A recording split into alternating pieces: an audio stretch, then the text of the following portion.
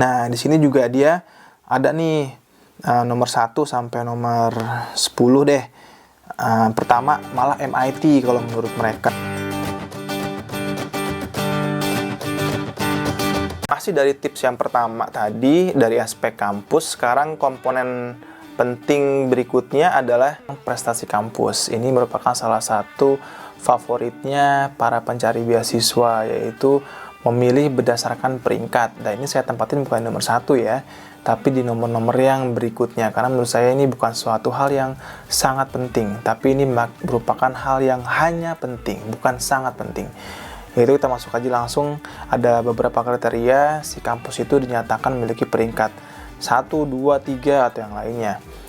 Saya coba ngasih 2 website yang biasa memang dipakai untuk melihat peringkat suatu kampus, suatu universitas, atau bahkan suatu jurusan.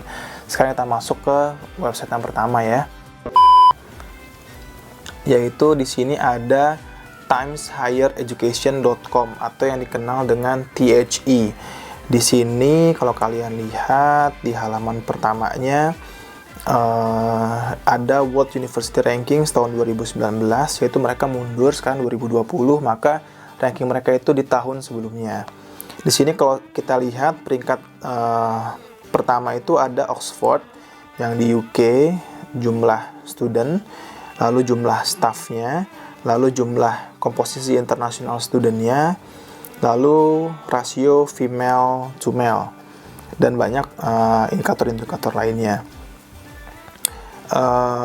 Jadi di sini yang pertama itu menurut THE adalah Oxford, lalu yang kedua adalah Cambridge, lalu yang ketiga ada Stanford, yang keempat ada MIT, lalu yang kelima ada di California. Ini yang mayoritas ya UK sama US. Oke, lalu berikutnya ada California Institute of Technology, ada Harvard nomor 6, sampai nomor 7 Princeton, nomor 8 Yale, nomor 9 Imperial College London, nomor 10 Chicago. Nah, lalu kalau kalian mau cari tahu kampus kalian yang 7 itu peringkat berapa, kalian bisa tulis yang ada di sini, or find specific universities. Contoh ya, saya klik Flinders, lalu go, nanti akan muncul. Nah, ini Flinders University, peringkatnya antara 251 sampai 300 di dunia loh ya, ingat di dunia. Kotanya negaranya di Australia, studentnya 15.000 something, lalu staffnya rasionya itu 24, lalu international studentnya 31%, lalu female to male rasionya 64-36. Nah, seperti itu deh. Lalu kalau kita klik lagi lebih detail ke nama kampusnya, di sini ada gambaran secara umum tentang kampus yang kita tuju. Tuh, ada apa aja di sini, college-nya.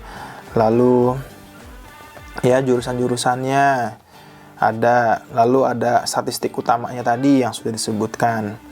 Lalu juga ada, nah ini menurut World University Ranking 2020, maka Flinders itu berada di ranking 251 sampai 300. Sedangkan menurut Young University Ranking 2016, peringkat Flinders ini cukup baik, yaitu di ranking 46. Di sini ada website resminya, ada juga nomor teleponnya, dan ada lokasinya. Kalian juga bisa ngelihat subjeknya apa aja, lalu locationnya ada di kampus mana aja, itu bisa kalian lihat. Ini tampilan dari THE, Times Higher Education. Lalu yang berikutnya adalah dari websitenya topuniversities.com, atau biasanya orang pada kenalnya itu QS World University Ranking. Nah, di sini juga dia ada nih nomor 1 sampai nomor 10 deh. Pertama malah MIT kalau menurut mereka, lalu yang kedua Stanford, yang ketiga Harvard, yang keempat Oxford, yang kelima California Institute of Technology atau Caltech. dan seterusnya. Oke, ada lokasi negaranya juga. Lalu di sini bisa di-compare ya rankingnya. Lalu gimana kalau kalian mau nyari kampus kalian di sini? Tinggal aja ketiknya di bagian University Search, misalnya Flinders lagi ya. Nah, langsung muncul tuh Flinders University. Kita klik, nanti akan diarahkan ke overview. Sama ya, mirip-mirip kayak tadi ya. Di sini menurut QS, Flinders itu termasuk 2% top university di dunia. Tuh, di sini number one di South Australia untuk teaching quality, student support, ini yang saya bilang tadi, penting ya student support ini. Lalu student teacher ratio and undergraduate starting salary-nya termasuk yang tinggi untuk lulusan-lulusannya. Gitu. Nah, ini di sini ada perjalanan peringkatnya Flinders menurut QS World University Ranking. Flinders ini berada di peringkat 424. Sedangkan by subject rankingnya 51 sampai 100. Di sini ada kriterianya, overall score-nya berapa, academic reputation-nya berapa, employer reputation, faculty student poinnya berapa, citation per faculty, international faculty, lalu ada international student. Nah, di sini tuh yang paling besar di Flinders ternyata adalah international faculty dan international student. Maka bisa dibilang kalau dari indikator ini, maka Flinders itu sangat dikenal oleh international student gitu. Memang sih banyak banget international student yang ada di Flinders kalau saya lihat sehari-hari. Ya, seperti ini kalau kalian mau melihat di ranking-ranking kampus, saya merekomendasikan dua website besar ini. Yang pertama topuniversities.com, lalu yang kedua timeshighereducation.com. Nanti kan saya cantumin linknya di kolom deskripsi, jadi dicek juga ya kolom deskripsinya. Kita lanjut ke poin keempat dari tips yang pertama tadi, yaitu fasilitas kampus. Di fasilitas kampus kali ini yang perlu kalian perhatikan adalah ada nggak fasilitas penunjang yang cocok dan bermanfaat buat kalian. Karena nggak semua fasilitas yang terdapat di kampus itu cocok dan penting buat kalian. Jadi kalian harus cari dan pilih mana yang penting buat kalian. Misalnya, pertama dari shuttle bus, apakah dia menyediakan free shuttle bus buat kalian? Contoh di kampus saya di Flinders itu ada loop bus yang setiap 15 menit dia muter-muter aja untuk nganterin mahasiswanya dari satu kampus ke kampus yang lainnya. Yang notabene-nya kalau di Flinders itu kontur jalanan itu naik turun bukit gitu. Jadi kebayang dong kalau misalnya kalian harus jalan kaki, kalian nggak bawa mobil misalnya, itu harus naik kendaraan umum, bis misalnya, bayar kan ya, kalau ada gratis ngapain bayar gitu. Seperti kayak bis kuning yang ada di UI, itu selalu muter setiap 15 menit sekali. Ber-AC, bisnya luas, dan juga biasanya sedikit kok penumpangnya, jadi kan dapat tempat duduk. Lalu yang paling penting berikutnya adalah asrama. Apakah di kampus kalian itu menyediakan asrama buat mahasiswanya? Jadi kalau misalnya ternyata ada asrama, kalian harus cek juga apakah asrama itu gratis atau bayar. Lalu bagaimana peraturannya. Jadi kalian harus cari tahu itu ya. Asrama itu penting banget. Karena di awal-awal kalian datang, kalian nggak tahu mau tidur di mana misalnya. Jadi asrama itu merupakan tempat awal yang harus kalian datangi jika kalian memang merasa asrama itu penting buat kalian. Berikutnya adalah lab. Ada beberapa lab yang itu sangat dibutuhkan oleh program studi tertentu, misalnya lab kimia atau lab matematika, lab komputer. Apakah fasilitas tersebut sudah disediakan atau tidak oleh pihak kampus? Dan berikutnya adalah library 24 jam. Kenapa saya tekanin library 24 jam? Mungkin kalau library semua kampus sudah ada library, tapi yang fasilitas 24 jam ini kalian harus cek lagi apakah memang disediakan library 24 jam atau enggak.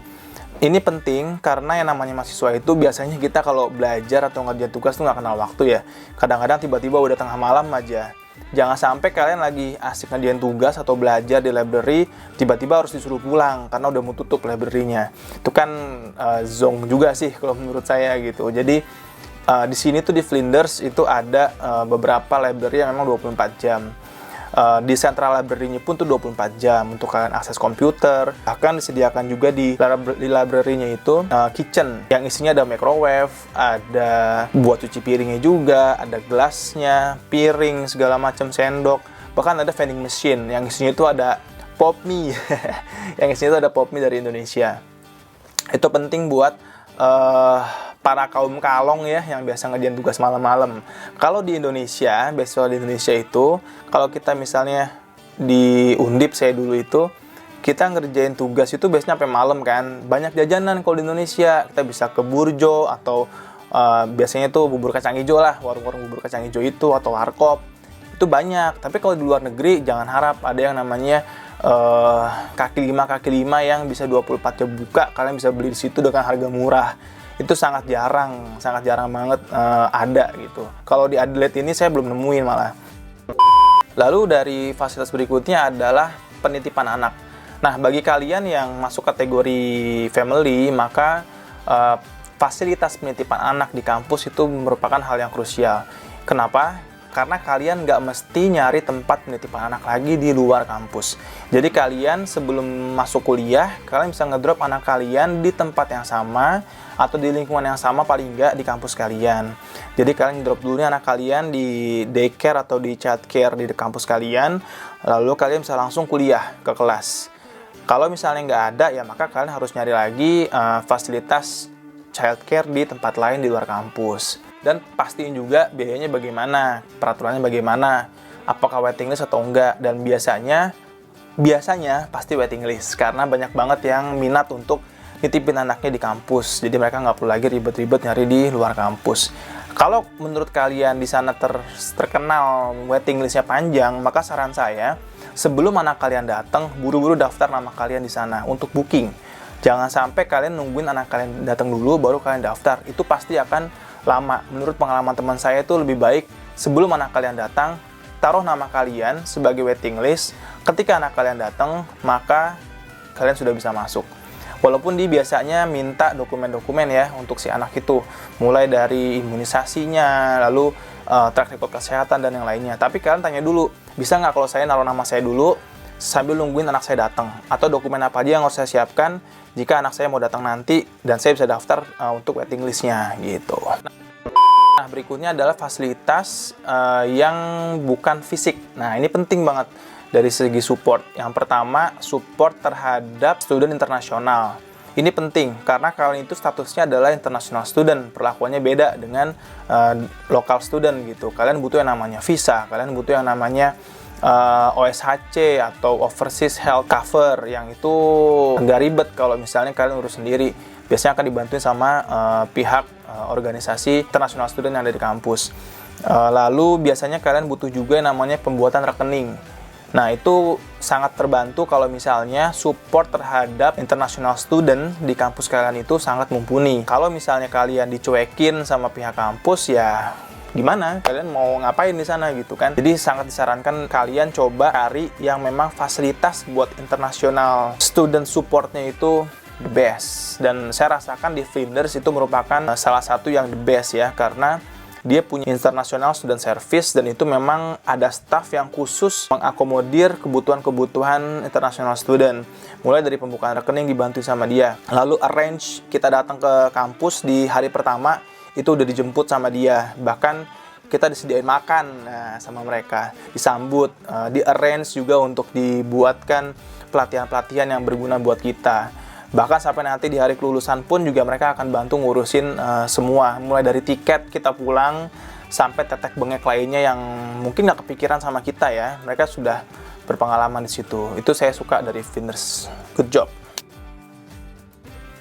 Lalu berikutnya fasilitasnya adalah apakah di jurusan kalian atau di program studi kalian memang terkenal banyak kerjasama dengan instansi yang tempat penyalur magang. Jadi misalnya kalian dibutuhkan magang di akhir semester kalian, maka apakah kampus mensupport untuk menempatkan kalian di suatu perusahaan atau di suatu lembaga. Jadi kalian lebih lancar untuk magangnya, untuk program magang, untuk program placement, dibandingkan kalian harus mencari sendiri.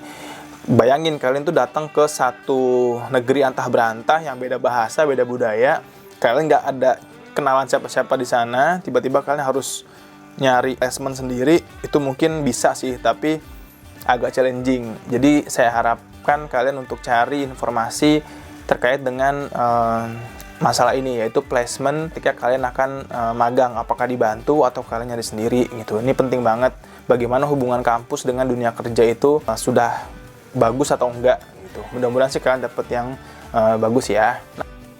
Fasilitas yang berikutnya mungkin ada orang yang merasa penting, ada juga yang merasa biasa aja gitu. Tapi ini saya harus sampaikan, yaitu masalah organisasi-organisasi yang sesuai dengan minat bakat kalian.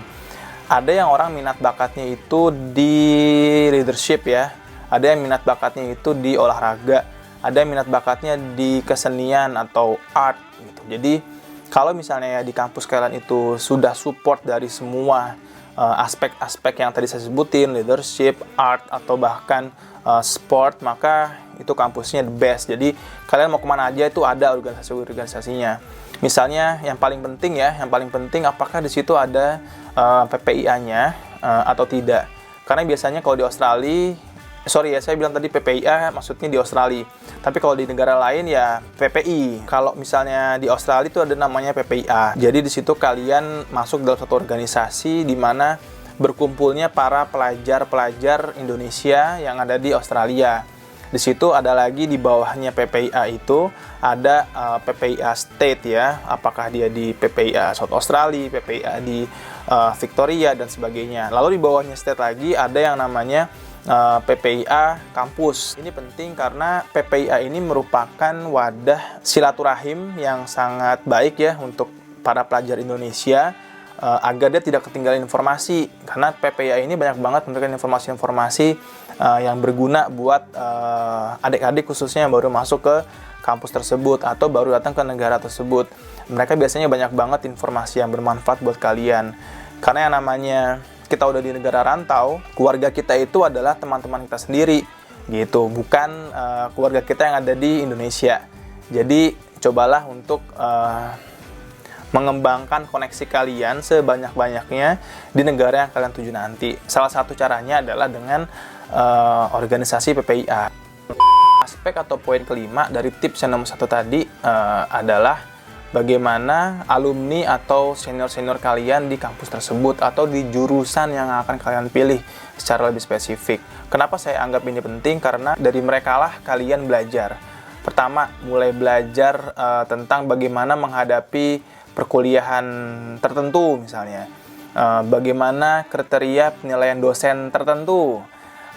Kalian bisa juga nanya ke mereka, gimana sih tips triknya biar bisa lulus dengan gampang di mata kuliah tertentu gitu. Atau mungkin kalian bisa juga minta contoh esai-esai yang sudah mereka kerjakan untuk mata kuliah tertentu itu gitu. Karena mungkin bagi kalian yang baru datang itu sangat penting ya, karena kalian kan buta nih tentang bagaimana menulis esai yang baik gitu. Walaupun kalian sudah dapat ilmunya waktu training di Indonesia ataupun training di kampus kalian sebelum masuk kuliah, tapi nggak ada salahnya juga kalau kalian butuh informasi lain dari alumni-alumni atau senior-senior kalian di kampus tersebut. Dan dari alumni ini kalian bisa tahu bagaimana karir mereka sekarang.